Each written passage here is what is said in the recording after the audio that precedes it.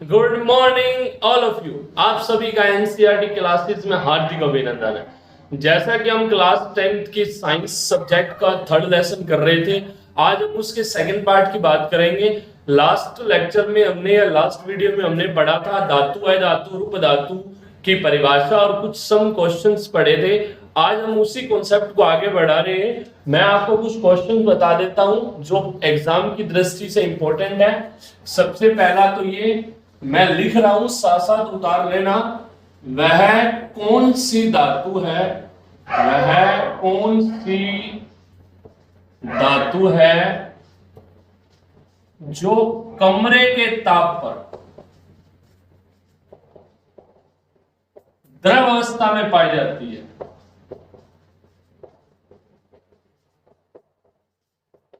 दिखाई दे रहा होगा।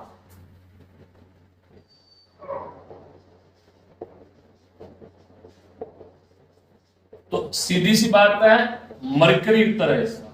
इसके बहुत सारे नाम है। पहला मरकरी, दूसरा पारा और पारद भी इसी कहते हैं। ठीक है, एचजी के नाम है। मरकरी बोल लीजिए, पारा बोल लीजिए या पारद बोल लीजिए, ये एचजी इसका प्रतीक है। आंसर ये आएगा। पहला प्रश्न है, वह कौन सी धातु है जो कमरे के ताप पर द्रव अवस्था में पाई जाती है। तो दूसरा क्वेश्चन, वह कौन सी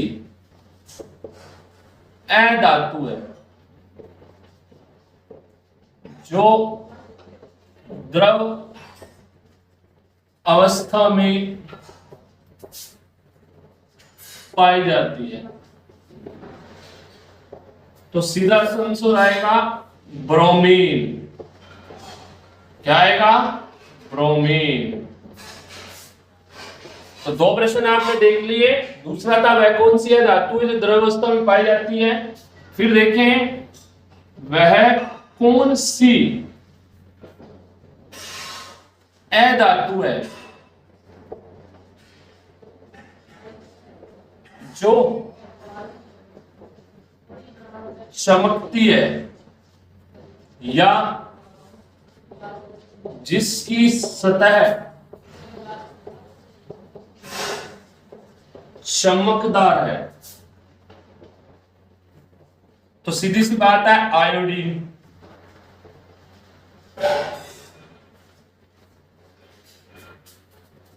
तीन प्रश्न, ठीक है, इसको उतारें फिर आगे मैं करवाता हूं। अगला क्वेश्चन देखें, वह कौन सी धातु है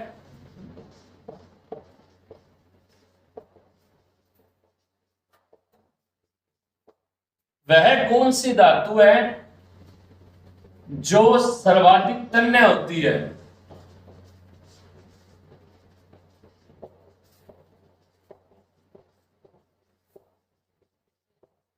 तो सीधा आंसर आएगा एजी, एयू सॉरी, गोल्ड।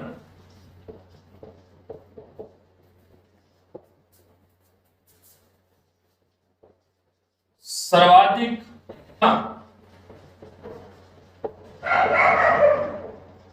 एम विद्युत की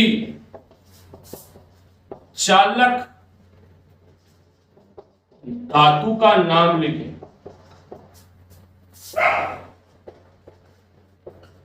प्रश्न है, सर्वाधिक ऊष्मा में विद्युत की चालक धातु का नाम लिखें। तो आएगा एजी, चांदी।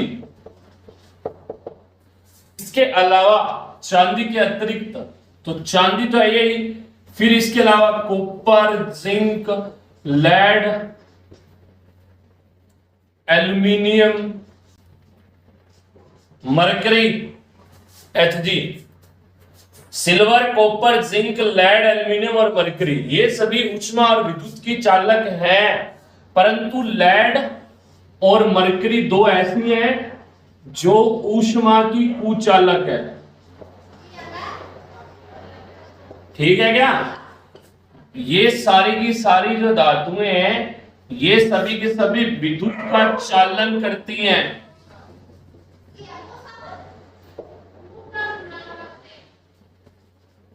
विद्युत का चालन करने वाली धातुएं हैं सिल्वर, चांदी, copper, zinc, lead, aluminium, mercury. इसके अलावा भी और बहुत सारी हैं। ये सभी विद्युत का चालक करती हैं, परंतु इन दोनों में से लेड और मरकरी है जो ऊष्मा की कुचालक है। तो पेपर में आ सकता है किन्हीं दो ऐसी धातुओं के नाम लिखें जो ऊष्मा की कुचालक होती हैं, तो उत्तर आएगा लेड और मरकरी। आप प्रश्न लिख लीजिए, प्रश्न लिख लीजिए, किन्हीं दो ऐसी धातुओं के नाम लिखें जो ऊष्मा की कुचालक होती हैं परंतु विद्युत की चालक होती हैं। तो यह प्रश्न ऐसे आ सकता है, किन्हीं ऐसी दो धातुओं के नाम लिखें जो ऊष्मा की कुचालक होती हैं, तो लेड और मरकरी आएगा उत्तर, पी बी और मरकरी। नेक्स्ट क्वेश्चन है, वह कौन सी धातु है जो हथेली पर रखते ही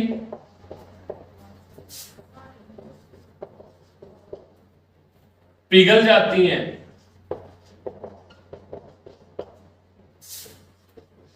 तो उत्तर आएगा सीजियम, सीएस, जीए गैलियम। ये है सीजियम और ये है गैलियम।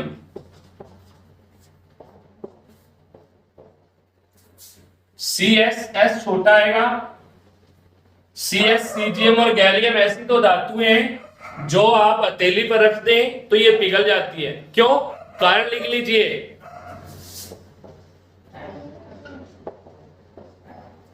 वह कौन सी है धातु है, सॉरी वह कौन सी धातु है जो हथेली पर रखती पिघल जाती हैं? तो उत्तर आएगा सीजियम और गैलियम, CS सीजियम और GA गैलियम। कारण क्योंकि इनके गलनांक व क्वथनांक निम्न होते हैं।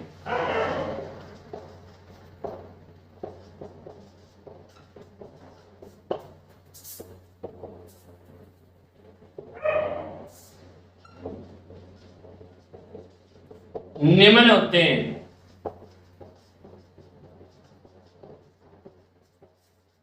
इसलिए ये हथेली से ऊष्मा को ग्रहण कर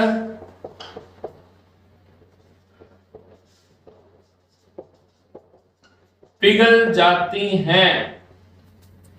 सीजियम और गैलियम ऐसी तो धातुएं होती हैं जिन्हें हथेली पर रखते ही पिघल जाती हैं। क्यों? क्योंकि इनके गलनांक और क्वथनांक निम्न होते हैं और इसलिए ये हथेली से ऊष्मा को ग्रहण कर पिघल जाती हैं। नेक्स्ट क्वेश्चन देख लीजिए, नीचे दिख रहा है ना,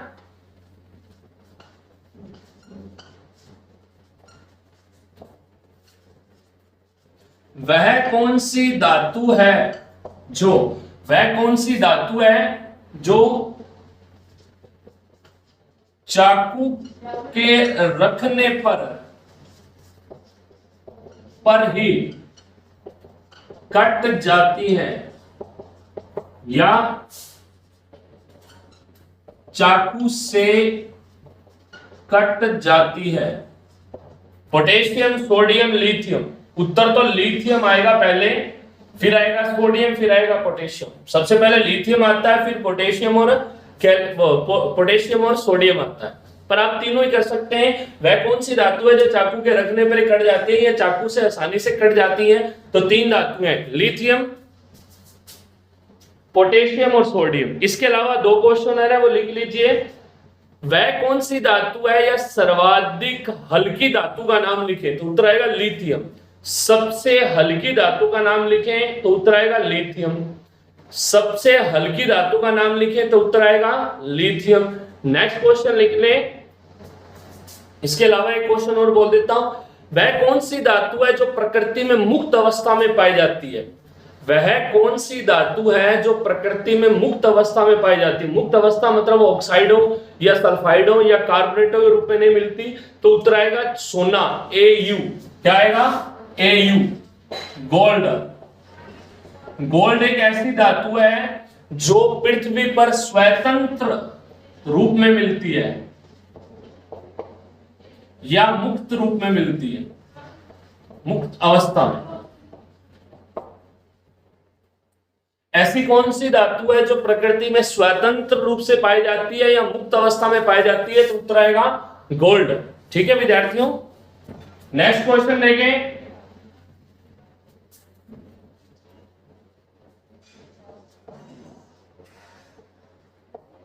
सर्वाधिक कठोर अधातु का नाम लिखें। प्रश्न क्या, सर्वाधिक कठोर अधातु का नाम लिखें। तो कार्बन का अपर रूप, ये अपर रूप क्या होते हैं? वे पदार्थ जिनके रासायनिक गुण तो समान होते हैं परंतु भौतिक गुण भिन्न होते हैं, वे अपर रूप कहलाते हैं। अगर आपको समझ में नहीं आता तो किसी तत्व के ऐसे क्लोन मतलब कॉपी जो दिखने में एक जैसे होंगे नहीं परंतु उनके रासायनिक गुण एक जैसे होते हैं, वे अपरूप कहलाते हैं। मतलब फोटोकॉपी मान लीजिए आप, वो अपरूप होते हैं। अभी हमने जब कार्बन का लेसन आएगा तब मैं आपको आराम से समझाऊंगा अपरूप क्या होते हैं। अब यहां आप लिख लीजिए कार्बन का अपरूप हीरा। ये अब तक का ज्ञात सबसे अधिक कठोर पदार्थ है और ये एक धातु है। नेक्स्ट क्वेश्चन, विद्युत का चालन या विद्युत की सुचालक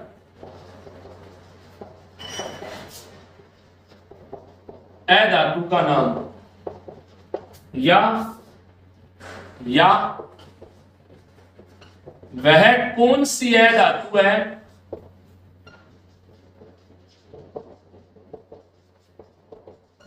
जो विद्युत की सुचालक होती है। तो सीधा सा आंसर आएगा कार्बन का अपर रूप ग्रेफाइट। कार्बन का अपर रूप ग्रेफाइट, और ग्रेफाइट आपको पता है कहां मिलती है? आपकी पेंसिल का जो गोटा है या पेंसिल में जो ब्लैक कलर का जो इनबिल्ट किया हुआ है तत्व, वो ग्रेफाइट होता है। तो ये जो क्वेश्चन थे ये एक्स्ट्रा वो क्वेश्चन थे जो प्रश्न 1 नंबर का आपसे पेपर में कभी पूछ लिया जाता है। तो विद्यार्थियों, कल जैसे कि हमने धातु और अधातुओं के अंदर अंतर पढ़ा था भौतिक गुणों के आधार पर, तो हमने उसमें ही पॉइंट कर लिया था धातुओं के भौतिक गुण। आज हम करने जा रहे हैं धातुओं के रासायनिक गुण। मैंने कल जो ये धातुओं का भौतिक गुण है मैंने आपको धातु और अधातु के अंतर के माध्यम से समझा दिए थे, और अब जो हम कॉन्सेप्ट करने जा रहे हैं वो है धातुओं के रासायनिक गुण। जब भी रासायनिक गुण आते हैं तब समीकरणें आती हैं, तो इनमें भी समीकरणें हैं। ये कौन सा गुण है पहले देखें, हेडिंग डालते हैं धातुओं के रासायनिक गुण। ये हेडिंग है, बिग हेडिंग कर रहे हैं धातुओं की वायु के साथ क्रिया। धातुओं की वायु के साथ क्रिया, तो याद रखना धातु वायु मतलब ऑक्सीजन के साथ क्रिया करके, धातु वायु के साथ क्रिया करके धातु ऑक्साइड बनाता है। याद रखना धातु वायु मतलब ऑक्सीजन के साथ क्रिया करके धातु ऑक्साइड बनाते हैं, और धातु ऑक्साइड की प्रकृति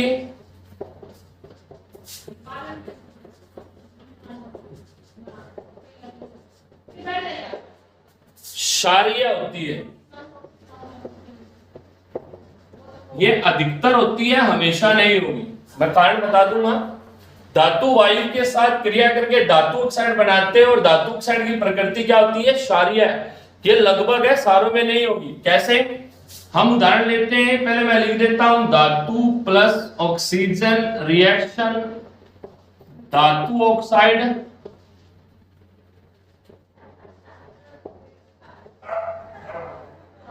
उदाहरण के लिए जैसे मैं कॉपर ले लूं, कॉपर की क्रिया ऑक्सीजन के साथ करवाओगे तो कॉपर ऑक्साइड प्राप्त होगा।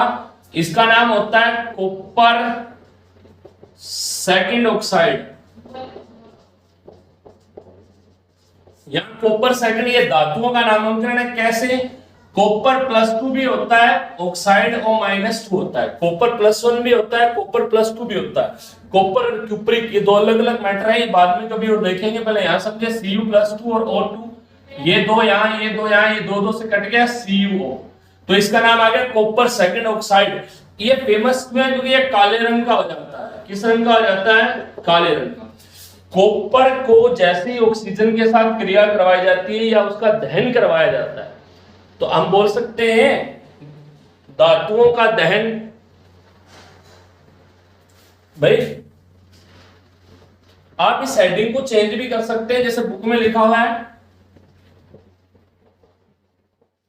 धातुओं की वायु में, सॉरी, धातुओं का वायु में दहन।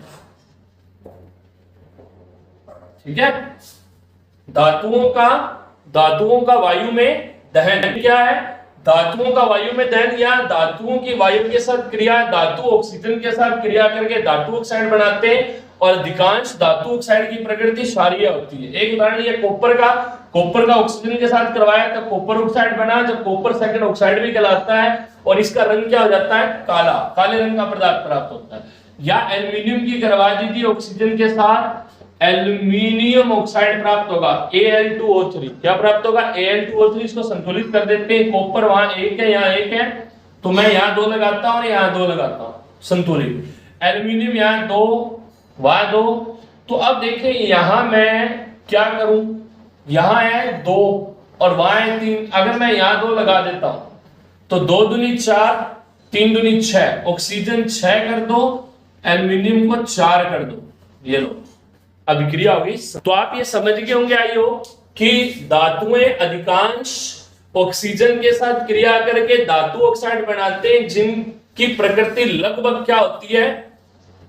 क्षारीय होती है।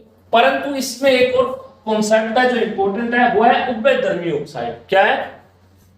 ऑक्साइड 3 प्रकार के होते हैं, वैसे 5 होते हैं, परंतु हमें 5 या 3 से मतलब नहीं है, हमें मतलब है एक कॉन्सेप्ट से जो हमारे पेपर में आता है, उसका नाम है उभयधर्मी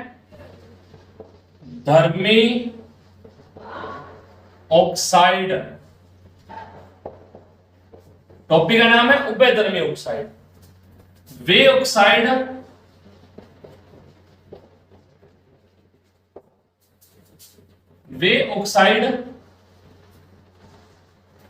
जो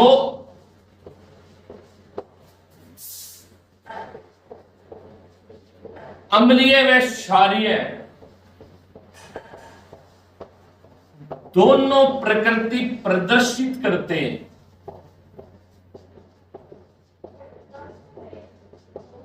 उभयधर्मी ऑक्साइड कहलाते हैं। क्या बोला?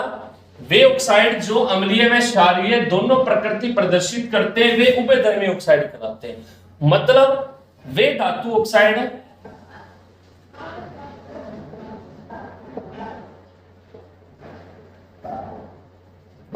जो अम्ल व क्षार दोनों के साथ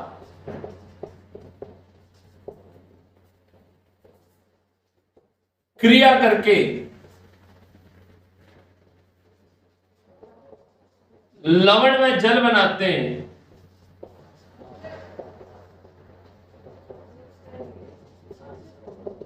उभयधर्मी ऑक्साइड कहलाते हैं। मैंने क्या बोला? वे ऑक्साइड या वे धातु ऑक्साइड जो अम्ल और क्षार दोनों प्रकार की प्रकृति को प्रदर्शित करते हैं, वे उभयधर्मी ऑक्साइड कहलाते हैं। या वे धातु ऑक्साइड जो अम्ल और क्षार दोनों से क्रिया करेंगे, वे क्या कहलाते हैं? उभयधर्मी ऑक्साइड। लवण और जल तो बनेगा ही बनेगा, लवण और जल तो बनेगा ही बनेगा।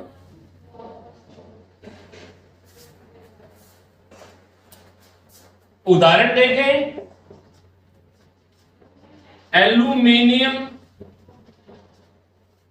ऑक्साइड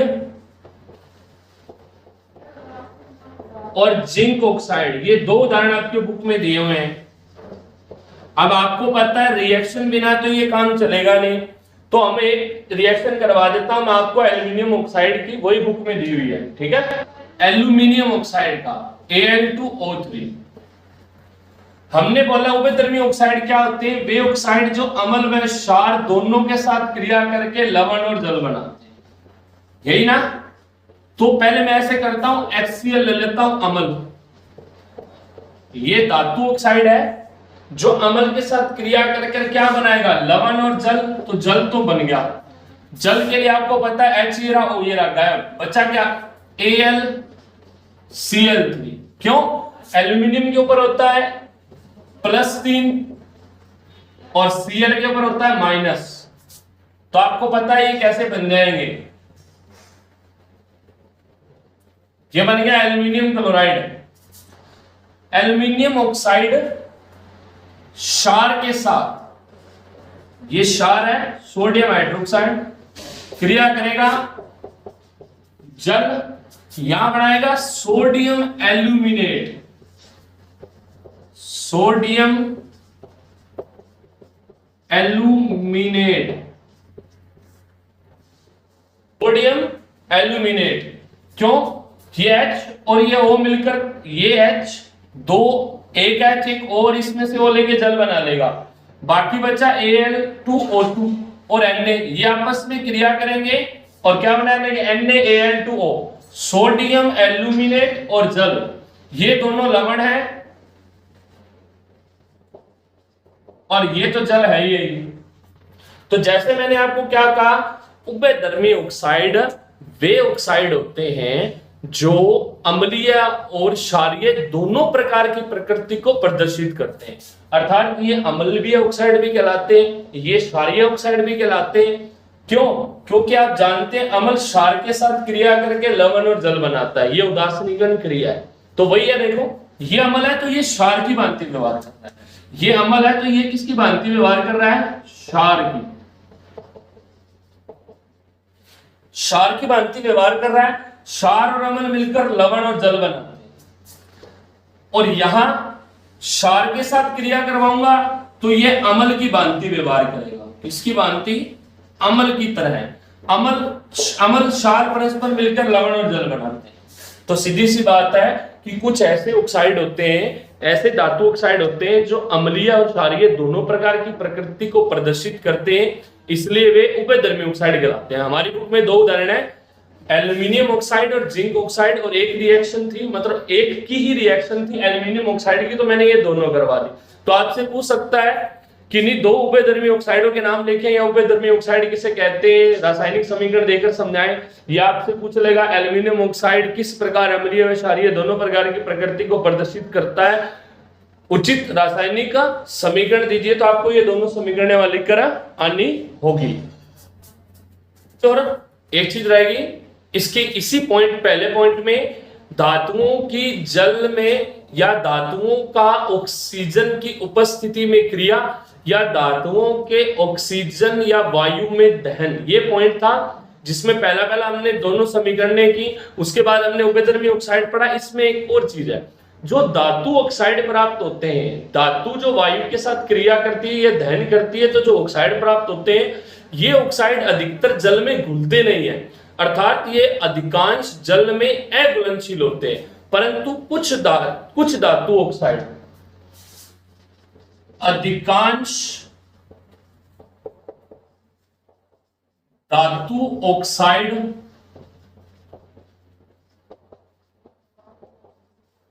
जल में, अधिकांश धातु ऑक्साइड जल में अघुलनशील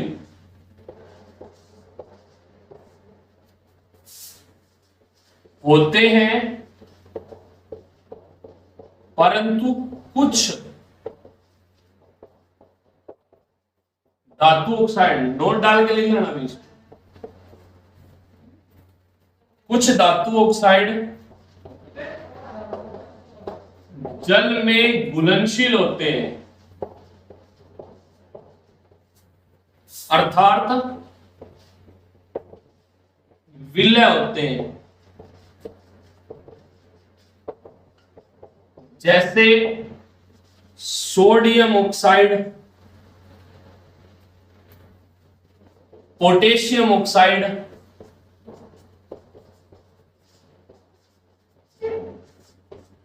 और ये निर्माण करते हैं क्षार का, और ये निर्माण करते हैं इसका क्षार का, NaOH और KOH। ठीक है, इसे संतुलित कर लेते हैं, NaOH KOH संतुलित कर लीजिए, यहां 2 और यहां 2। ठीक है, संतुलित हो गई। याद रखना विलय होते हैं तथा ये विलय होकर क्षार का निर्माण करते हैं।